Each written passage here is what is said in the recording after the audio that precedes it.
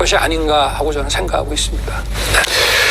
저는 국민들이 좀 더 쉽게 얘기하면 거침없는 청산을 요구하기 때문에 정치 경험이 없는 윤석열 후보에게 높은 기대가 있다고 생각합니다. 그래서 저희 당의 매우 중요한 정권 교체를 위한 전략 자산이라고 생각하는데요. 막상 대통령이 되면 경제도 살리고 안보도 튼튼히 해야 되는데 정치가 원활해야 경제도 안보도 가능하겠죠. 그렇습니다. 근데 지금 민주당은 180석에다가 윤석열 후보를 완전히 무슨 배신하고 뭡니까 아주 반감을 떠나가지고 적대감까지 갖고 있는 것 같은데 대통령이 돼서 정치를 여소야대 전국을 원활하게 할 수 있다고 생각하십니까? 뭐 얼마든지 저는 가능하다고 생각합니다. 어떻게?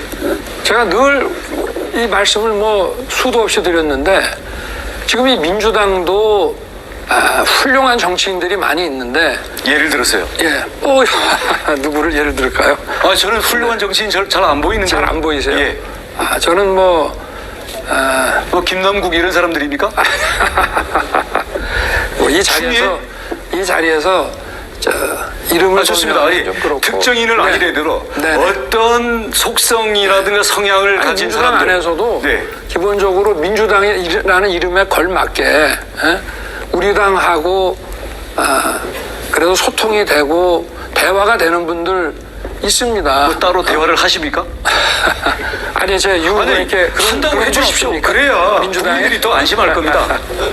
그래서 지금 이 민주당이 동교동계요? 친문이네 뭐네 해가지고 너무 한 라인이 당을 지금 독재적으로 운영을 하고 예를 들면 우리가 지금 뭐 탈당을 하셨지만 뭐 금태섭 의원 같은 분 있잖아요. 벌써 탈당했죠? 탈당하셨지. 그렇지만 그런 분들이 민주당에 남아날 수 없게끔 얼마나 공격을 했습니까? 그러나 지금 그러니까 금태섭 같지 않은 사람들만 남아 있거든요. 그렇지 않습니다. 그렇지 않습니까? 그리고 이게 행정권이 또 바뀌면은 대화가 저는 충분히 가능하다고 봅니다. 또 대통령이라는 권력으로 네. 뭐 그러면은 아니죠. 의회나 대통령의 권력이나 대통령이 되면 정계 개편을 하실 생각입니까? 정계 개편을 뭐 대통령이 마음대로 이렇게 정계 개편한다는 그 발상 자체가 대통령의 초법적인 그 과거의 그런 위상을 받아들이는 거기 때문에 저는 그런 것보다 이게 행정권이 바뀌면은 지금 행정권을 갖고 있기 때문에 저렇게 드라이브를 걸고 무도한 짓을 하는 건데 행정권을 놓치게 되면은 저 당 안에서도 합리적인 그런 야당을 하면서 저렇게 할 수는 없거든요. 그러니까 얼마든지 저는 대화가 가능하고 그다음에 이 청산이라는 문제를 누구 사람을 타겟으로 해가지고 하는 그런 보복 청산이 아니라 법질서를 제대로 세워서 하는 시스템에 의해서 법질서를 세우는 것이지 물론 그거를 결과적으로는 청산이라고 보는 분도 있겠지만 사람을 타겟으로 해서 하면 그건 보복 청산이고. 그러면 그 관련해서 한 가지만 더 묻겠습니다. 자, 대통령 본인과 가족 친인척들이 사법적인 비리나 위법이 발견이 됐습니다. 그러니까 그 문제에 대해서 지금 말씀하신 것처럼 어떻게 처리할 것인지, 그리고 임기가 보장된 지금 윤석열 총장을 쫓아냈던 그 검찰의 간부들과 그 운동권 586들이 곳곳에 세금 빨대 도둑으로 낙하산으로 박혀있는 이 기득권 카르텔 이 부분들에 대해서 임기가 보장이 돼 있다고 했을 때 어떻게 할 겁니까? 그 임기 보장된 사람을 그냥 어떻게 내보내겠습니까? 다 법에 따라서 해야죠. 임기 다 보장할 겁니까? 아니 그거를 임기 전에 만약에 내보낸다 그러면 그 자체가 형사 범죄가 되지 않겠습니까? 환경부 장관 사건처럼. 총장님도 임기 전에 쫓겨나셨지 않습니까? 그러니까 뭐 징계를 하고 뭐 저는 대통령 아니 이렇게 있죠. 대통령에 대한 사법 처리는요? 제가 나간 것은 검찰에 그 조금 남아 있는 수사권까지 뺏겠다고 하니까 제가 있으면은 얼마나 미우면 그걸 하겠습니까? 그러니까 그래 그러면 내가 그래도 검찰에 최소한의 그 사정 기능은 남아 있어야 되기 때문에 나온 것이고, 대통령이라고 하면 우리 문재인 대통령을 말씀하시는 겁니까? 네. 아니 뭐든지 법에 따라서 해야죠. 예, 법에 따라서 처리하는 것과 네. 정치보복의 기준은 뭡니까?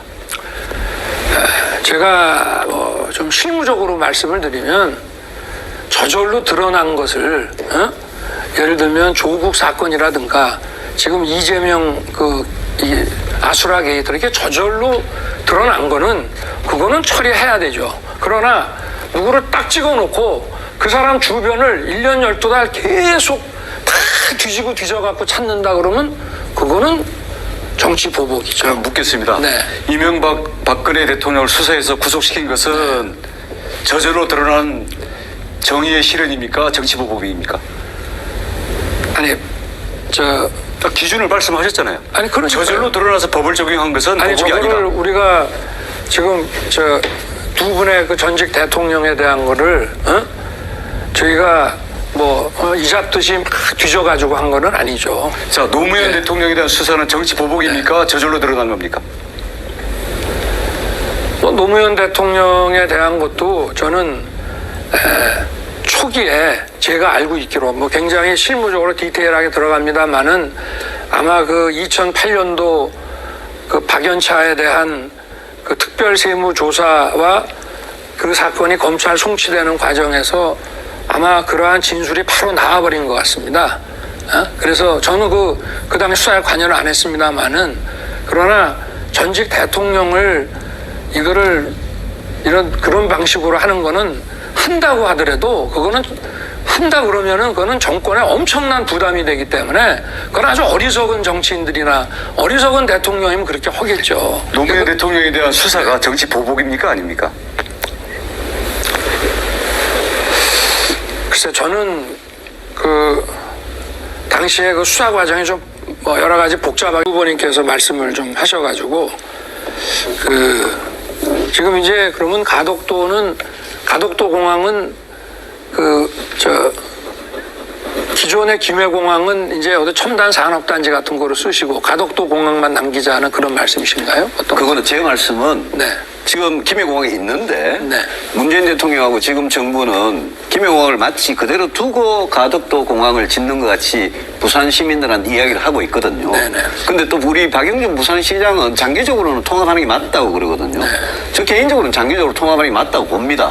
그러려면 가덕도 공항이 지금 무슨 활주로를 하나만 한 번만 까는 식으로 그런 작은 규모의 가덕도 신공항을 건설해가지고는 최소한 라인을 2개 이상을 깔아야 된다 이 말이죠. 왜냐하면 그 김해공항에 지금 군공항도 있습니다.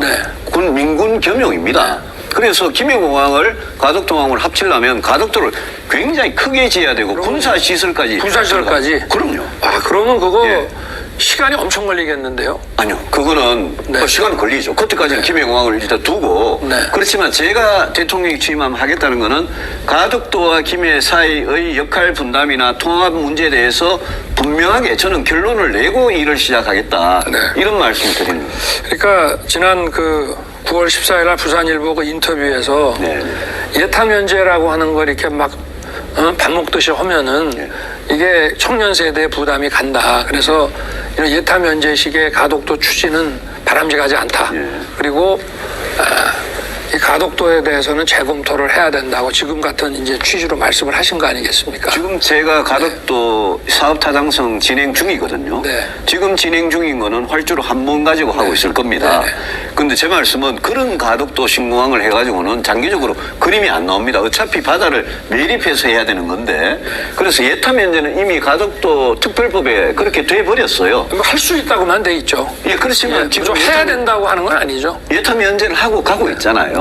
그러니까 다음 대통령이 가덕도 문제에 대해서 부산, 울산, 경남 시도민들한테 내가 대통령으로서 이 문제는 장기적으로 이런 그림을 가지고 가겠다. 제 같으면 김해공항하고 가덕도공항을 합치겠다. 그러면 가덕도를 지금 문재인 대통령이 계획하고 있는 것보다는 훨씬 더 대규모로 지어야 될 거다. 이 말씀입니다. 근데 그렇게 되면 이쪽 지역민들 입장에서는 우리 유 후보님이 집권을 하시게 되면 이 가덕도 공항은 이게 물 건너 가겠구나 이렇게 생각하실 수 있지 않겠습니까? 아니죠. 제대로 된 한줄이라도 국제공항이라도 일단 좀 놓고. 아닙니다. 그러려면 국제공항 먼저 활주로 한 번만 깔고 놓고 그러고 나서 나중에 또 매립을 해가 활주로를 한 번 더 깔고 이래 되면 저는 국민 세금이 훨씬 더 많이 들어간다고 봅니다. 그래서 장기적으로 김해하고 가덕도 공항을 어떻게 할 거냐에 대해서 분명한 그림을 갖고 가자. 제 말이 원래 취지는 그겁니다. 알겠습니다. 그 홍준표 후보님, 뭐 우리 토론할 때마다 이 나토식 핵공유 얘기가 나왔지 않습니까? 오늘은 뭐 제가 그 핵공유 자체에 대한 얘기보다도 지금 이제 그 북한의 핵 위협에 대해서 우리도 미국 핵, 우리가 직접 개발하는 거는 좀 그렇고 미국 핵이라도 지금 한반도에 배치를 한다는 거 아니겠습니까? 핵공유라는 게.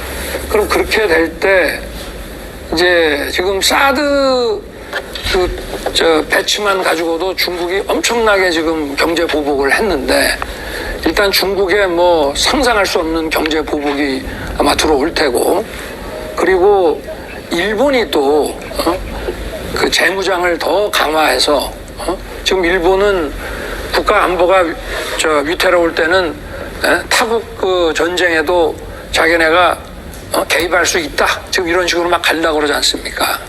그런데 이 한반도에 핵을 배치하는 뭐 핵 공유가 어떤 형식이냐 해가지고 두 분이 그때 금요일 날 좀 많이 논쟁을 하시고 했는데 어찌 됐든 한반도에 핵이 들어온다고 할 때 중국과 일본과의 이런 문제에서 그 우리가 좀 고려해야 될 게 있지 않겠습니까? 우선 제가 거꾸로 하나 물어보겠습니다. 2019년도 10월에 자유한국당 시절 발표한 민평론이라는 게 있습니다. 국민중심 평화론입니다. 우리 당의 전시입니다. 여기에서 실효적 북핵 억제를 위해서 한미 핵공유 협정 체결 추진한다고 당이 결의를 했어요. 우리 당이.